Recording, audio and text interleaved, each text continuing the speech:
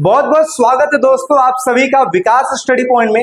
दोस्तों इस वीडियो में हम बात करने वाले हैं क्लास 10 का पॉलिटिकल साइंस जिसका नाम है लोकतांत्रिक राजनीति पार्ट 2।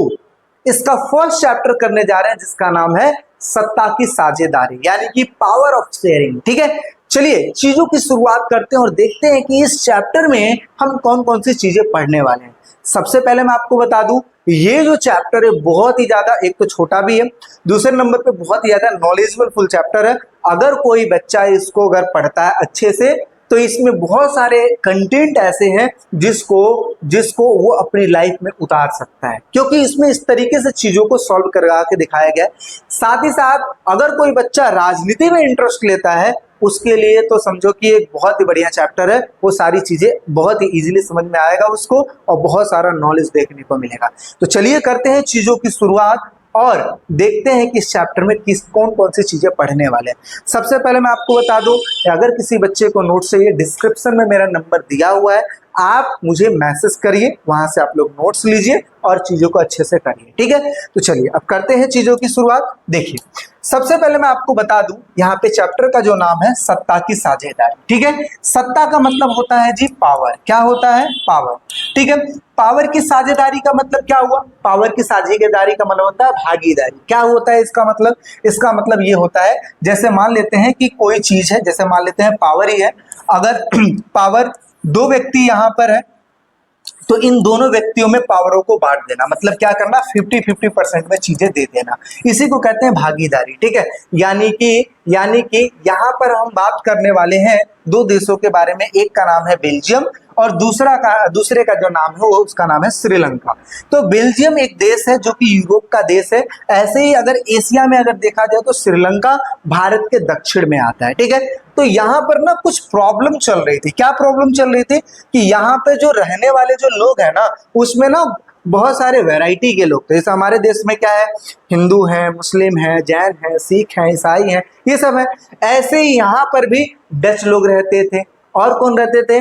डच के साथ साथ फ्रेंच लोग रहते थे, जर्मन भाषा बोलने वाले लोग रहते थे। ऐसे श्रीलंका में देखा जाए तो सिंगली लोग रहते थे। ठीक है, तो ऐसे करके थे। तो इन्होंने क्या किया? सत्ता को यानी कि पावर को आपस में बांट लिया और इन्होंने भी कुछ इस प्रकार से तरीका अपनाया। तो हम इस चैप्टर में क्या पढ़ने वाले हैं? यही पढ़ने वाले हैं कि आखिर बेल्जियम में क्या दिक्कतें थी और उन्होंने उस दिक्कतों का जो सॉल्यूशन है किस तरीके से किया। ऐसे ही श्रीलंका में क्या दिक्कतें थी और उन्होंने अपनी दिक्कतों का सॉल्यूशन कैसे किया। किसका सबसे ज्यादा बेटर था? बेल्जियम का ज्यादा बेटर था या श्रीलंका का ज्यादा बेटर था? ये चीज हम पढ़ने वाले हैं। इट मींस यही हुआ कि जो पावर है इनके पास, इन्होंने पावरों को किस तरीके से बांटा, इनके बारे में हम इस चैप्टर में पढ़ने वाले हैं। और हम ये भी देखेंगे कि क्या बेल्जियम ने जो किया वो सही किया या जो श्रीलंका ने किया वो सही किया। ठीक है, दूसरा टॉपिक क्या है? श्रीलंका में बहुसंख्यकवाद, यानी कि उसने किस तरीके से बहुसंख्यकवाद को सपोर्ट किया या नहीं किया उसके बारे में देखेंगे। बेल्जियम ने किस तरीके से समझदारी से काम लिया। ठीक है, सत्ता की साझेदारी क्यों जरूरी होती है इसके बारे में हम पढ़ेंगे और सत्ता की साझेदारी के कौन कौन से रूप होते हैं। रूप का मतलब वही हो गया एक तरीके से जो टाइप्स होते हैं वो किस तरीके से होते हैं। ठीक है, तो ये टोटल हो गया अपना 5 टॉपिक जो कि बहुत ज्यादा इंपॉर्टेंट है। चलिए चीजों की शुरुआत करते हैं और यहाँ पे आप इमेज के माध्यम से देख सकते हैं श्रीलंका ये रहा, बेल्जियम अपना ये रहा। ठीक है, तो इसने कुछ तरीका अपनाया जिसकी वजह से आपस में लड़ाई हो गई और इसने कुछ तरीका अपनाया जिसकी वजह से आपस में दोस्ती हो गई। ठीक है, तो चलिए सबसे पहले यहाँ पे जो टॉपिक है वो यही है कि सत्ता की साझेदारी क्या है। ये समझना बहुत ज्यादा जरूरी है। तो मैं आपको बता दूं सत्ता की साझेदारी का मतलब क्या होता है? शासन में सभी वर्गों का, सभी लोगों का भागीदार होना। क्या हुआ इसका मतलब? जैसे हमारे देश में अगर चुनाव होता है तो उसमें कोई भी व्यक्ति खड़ा हो सकता है, जो योग्य है वो खड़ा हो सकता है और सारे व्यक्ति मिलकर वोट देते हैं और जिसको सबसे ज्यादा वोट मिलता है वो जीत जाता है। इट मींस हम ये कह सकते हैं कि हम लोकतांत्रिक देश में रहते हैं और हमारा भी महत्वपूर्ण योगदान है हमारे देश की सरकार को चुनने का। यही बोल सकते हैं, यही बात है। क्या? इट मींस हमें भागीदारी मिली हुई है किसमें? हर एक चीज में, क्योंकि हम लोकतांत्रिक देश में रहते हैं। तो इसी का मतलब होता है, इट मीन सत्ता की साझेदारी का मतलब होता है कि शासन में सभी वर्गों के जो लोग हैं उनकी बराबर हिस्सेदारी है ना, उनकी बराबर भागीदारी ही क्या कहलाती है, सत्ता की साझेदारी कहलाती है। आई होप सो आपको समझ में आया होगा। अब देखिए, जो लोकतंत्र होता है, लोकतंत्र में सत्ता की साझेदारी एक मूल सिद्धांत में आता है। क्यों सिद्धांत में आता है? क्योंकि लोकतंत्र का ही मतलब होता है लोगों का शासन। लोगों का शासन मतलब क्या हुआ, जितने भी लोग उस देश में रह रहे हैं सभी लोगों का इक्वल कंट्रीब्यूशन, और जब इक्वल कंट्रीब्यूशन होता है तो उसी को सत्ता की साझेदारी कहते हैं। ठीक है, तो क्या लिखा है, लोकतंत्र में हर एक व्यक्ति की आवाज मायने रखती है। कैसे? हमने वोट दिया, हमने सरकार को चुना। अगर हम ही सरकार बनना चाहते हैं, यानी कि मुझे ही मान लो प्रधानमंत्री बनना है या आपको प्रधानमंत्री बनना है, तो जो क्राइटेरिया है उसको फुलफिल करेंगे, कैंडिडेट के तौर पे खड़े होंगे, जनता प्यार देगी, सपोर्ट करेगी, वोट देगी, हम चुने जाएंगे। ऐसे ही समझो, क्योंकि हम लोग इक्वल इंपॉर्टेंस वाले, यानी समझो हर एक व्यक्ति को इक्वल इंपॉर्टेंस मिला है, इसलिए क्योंकि हमारे पास सत्ता की साझेदारी है ना। आगे, लोग अपने प्रतिनिधियों के जरिए शासन में भाग लेते हैं। बिल्कुल सही बात है कि अगर किसी को सरकार बनाना है तो उसको प्रतिनिधि के रूप में खड़ा होना पड़ेगा, जनता उसको सपोर्ट करेगी, वो अपनी सरकार बना लेगी।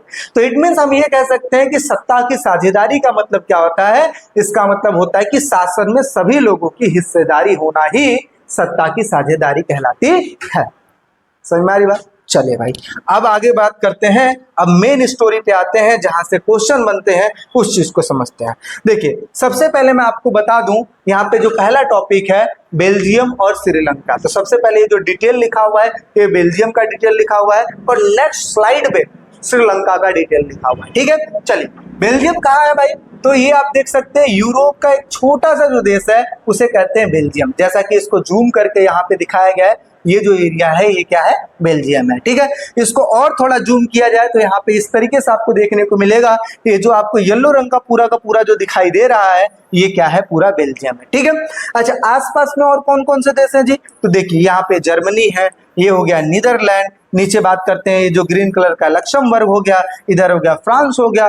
इस तरीके से आसपास के जो सटे हुए जो देश हैं या सटे हुए जो सीमाओं के जो देश हैं वो कौन कौन से हैं? वो कौन से हैं? France, Netherlands, Germany, Luxembourg. समझ में आ रही बातें?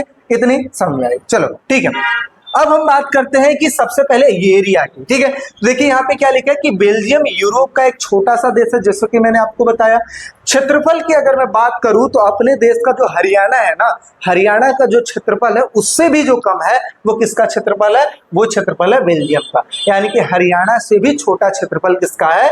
बेल्जियम का है। ठीक है, सीमाओं की जैसे कि हमने बात कर लिया, क्या क्या है, एक तरफ फ्रांस है, एक तरफ पे नीदरलैंड है, एक तरफ पे अपना लक्समबर्ग है। ठीक है, आगे बात करते हैं आबादी की। आबादी के रूप में अगर देखा जाए तो हरियाणा की जितनी आबादी है उसका आधा मतलब अगर सपोज करते हैं 2 करोड़ हरियाणा की आबादी है तो इसका जो है 1 करोड़ है, यानी कि हरियाणा का आधा यानी कि 1 करोड़ है। ठीक है, ये एनसीईआरटी में डेटा दिया हुआ है। ठीक है, चलिए आगे बात करते हैं। अब देखा जाए ये जो 1 करोड़ है ना, ये कितने कितने लोगों में डिवाइड है, यानी कि कौन कौन से समूहों में डिवाइड है। तो देखिए 59% जो है डच लोग रहते हैं। कौन लोग रहते हैं? डच लोग रहते हैं। ठीक है, कहाँ पे रहते हैं जी?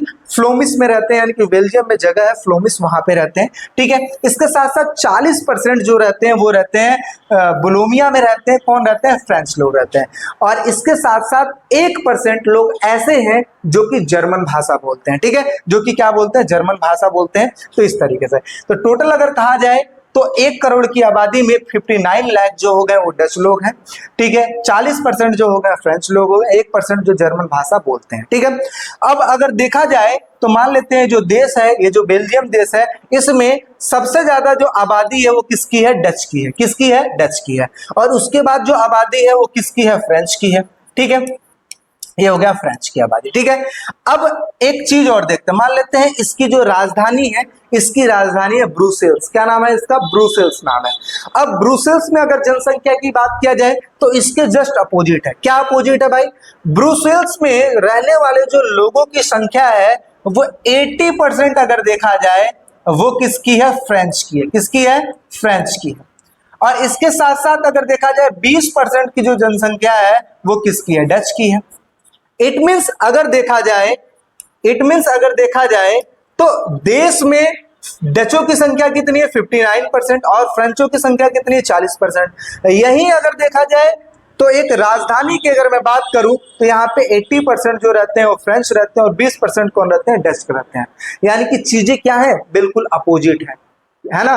देश में जनसंख्या की बात करें तो डचों की जनसंख्या ज्यादा है, फ्रेंचों की कम है। लेकिन राजधानी की जब बात करते हैं तो यहाँ पर फ्रेंचों की संख्या ज्यादा है, डचों की संख्या कम है। अब शासन किस तरीके से चलाया जाएगा, कैसे, क्यों?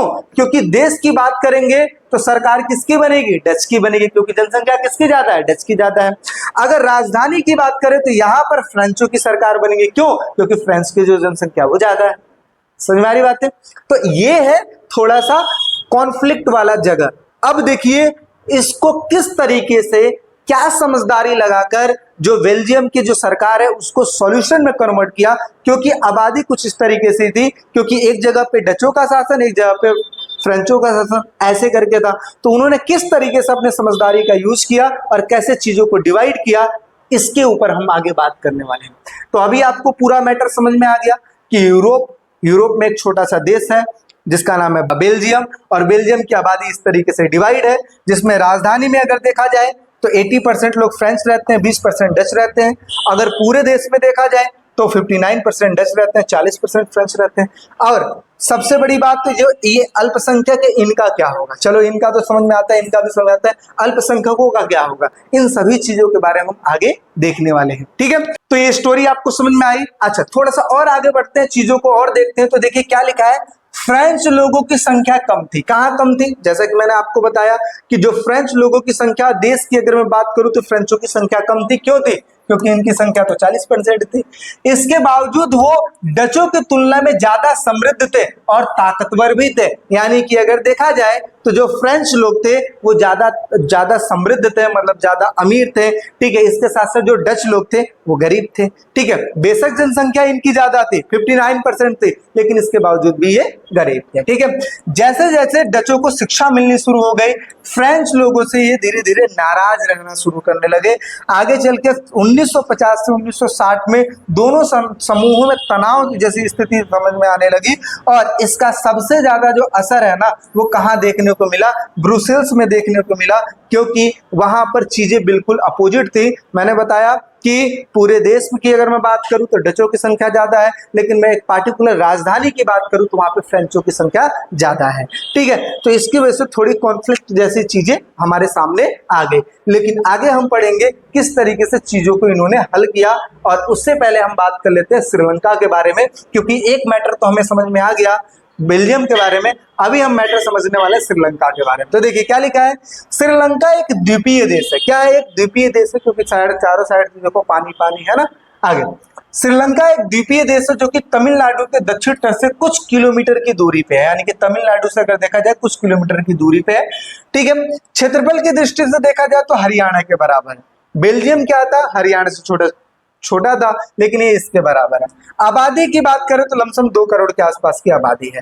अब देखिए इनका जो बनावट है कैसा है, 74% कौन है, सिंगली है, 18% कौन है, तमिल है, और 7% कौन है, ईसाई लोग हैं। यानी कि टोटल अगर देखा जाए 100% में 74% सिंगली, 18% तमिल, 7% ईसाई लोग हैं।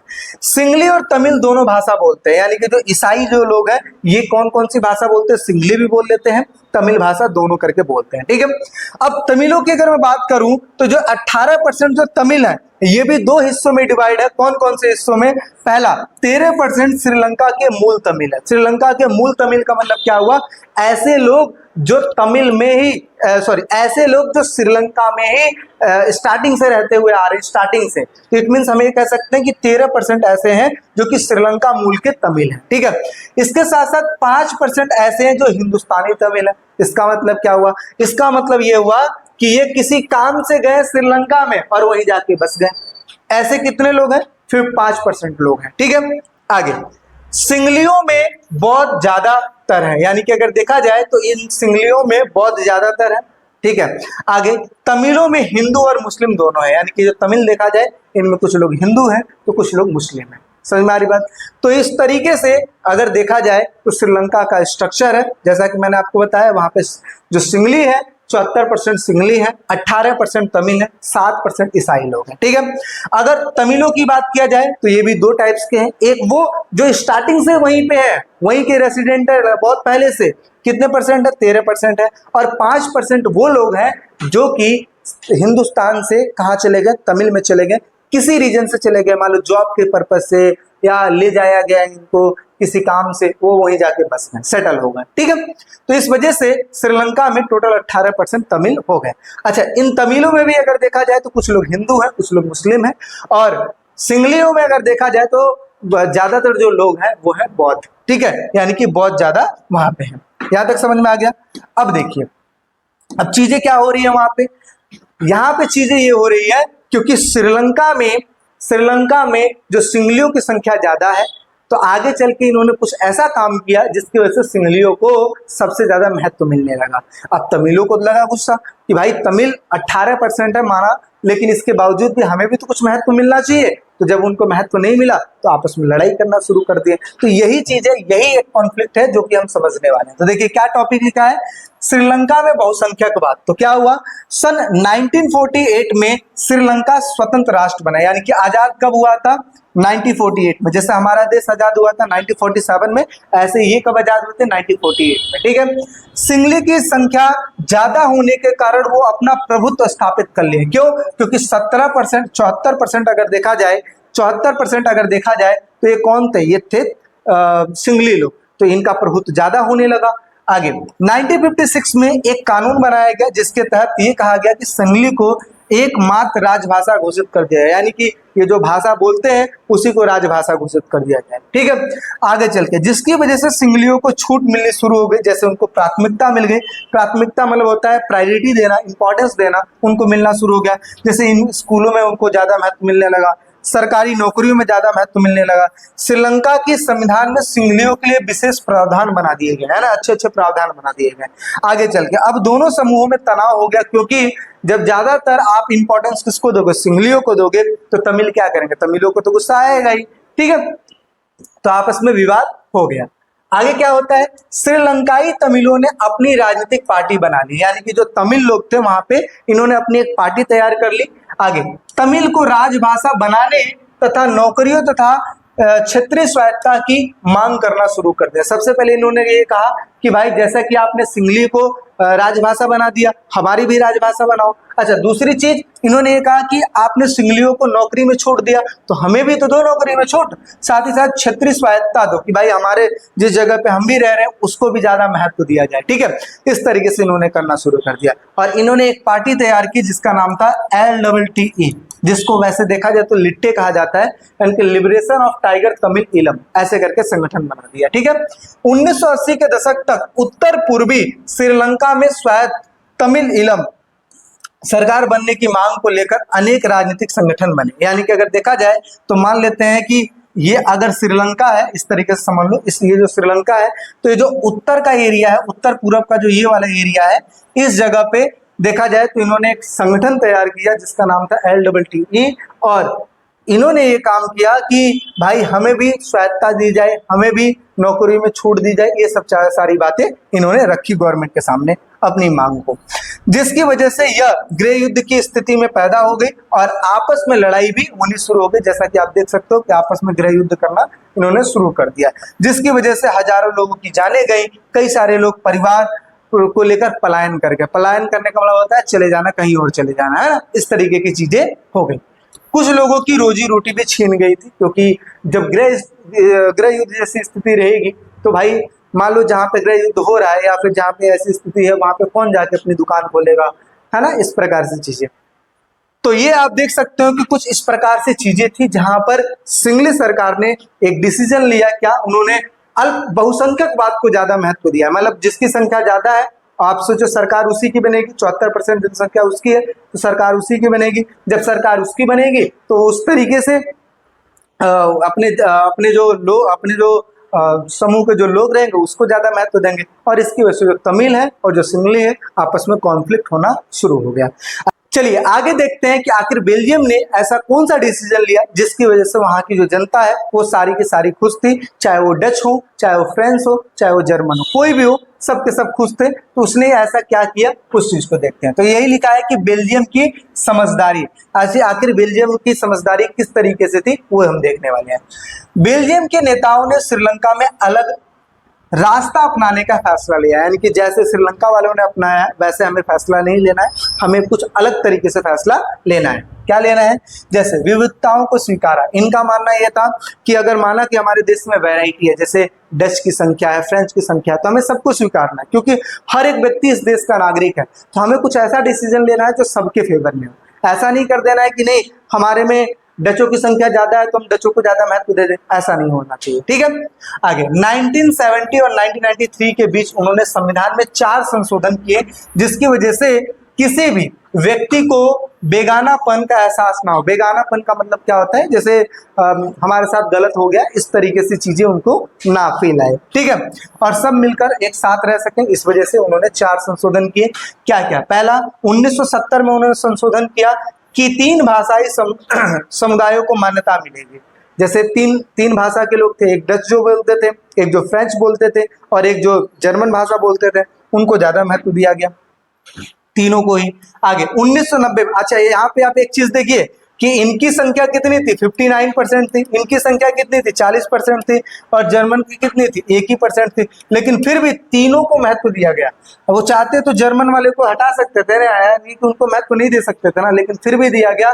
यही है इनकी समझदारी। ठीक है, 1980 में क्या किया गया? 2 क्षेत्रीय सरकारें बनाई गई। क्या क्या? पहला फ्लेडर्स में डच भाषी क्षेत्र बनाया गया और बालोनिया में क्या बनाया गया? फ्रेंच भाषी क्षेत्र बनाया गया। यानी कि ये कहा गया कि जहाँ पे डचों की संख्या ज्यादा है वहां पे फ्रेंच लोगों को भी महत्व दिया गया, और जहाँ पे फ्रेंचों की संख्या ज्यादा है वहां पे डच लोगों को भी महत्व दिया गया। 1988 में यानी कि ब्रुसेल्स में डच और फ्रेंच भाषाई को समान प्रतिनिधित्व मिला। यानी कि ये कहा गया कि अगर कोई डिसीजन लिया जाएगा तो उसमें फ्रेंच और डच दोनों की स्वीकृति ली जाएगी, तभी जाकर वो डिसीजन एग्जीक्यूट होगा, अदरवाइज नहीं होगा। 1993 में बेल्जियम को औपचारिक रूप से संघीय देश बनाने की बात की गई। यानी कि ये एक बात कहा गया कि जो बेल्जियम है ये औपचारिक रूप से संघीय देश रहेगा। संघीय देश का मतलब क्या हुआ? एक ऐसा देश जहां पर विभिन्न प्रकार के जो लोग हैं वो रहेंगे, विभिन्न प्रकार के भाषाओं के लोग रहते हैं और बिल्कुल अच्छे से रहते हैं। जैसे हमारे देश को देखिए, हमारा देश कई सारे राज्यों में डिवाइड है, कई सारे यहाँ पे भाषाओं के लोग रहते हैं, बहुत सारे संस्कृतियों के लोग रहते हैं, बहुत सारे धर्मों के लोग रहते हैं और अच्छे से रह पाते हैं। इसलिए हमें भी तो कहते हैं संघवाद, संघीय देश, है ना? ऐसे इनको भी कहा गया। ठीक है, आगे यह व्यवस्था बहुत ही कल्पनाशील थी। कल्पनाशील का मतलब इन्होंने इस तरीके से चीजों को एग्जीक्यूट किया कि कई सारे देशों ने ये सोचा कि यार ऐसा तो कभी हो ही नहीं सकता, ऐसी चीजें तो कभी लागू ही नहीं हो सकती, लेकिन फिर भी इन्होंने कर दिखाया। ठीक है, आगे कोई देश ऐसा नहीं कर पाया।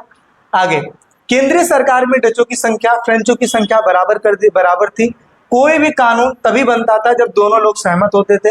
वहां एक व्यवस्था के तहत ये प्रावधान कर दिया गया कि केंद्र सरकार के अधीन राज्य सरकार नहीं रहेगी। यानी कि केंद्र सरकार अलग है, राज्य सरकार अलग है, ऐसा कर दिया गया।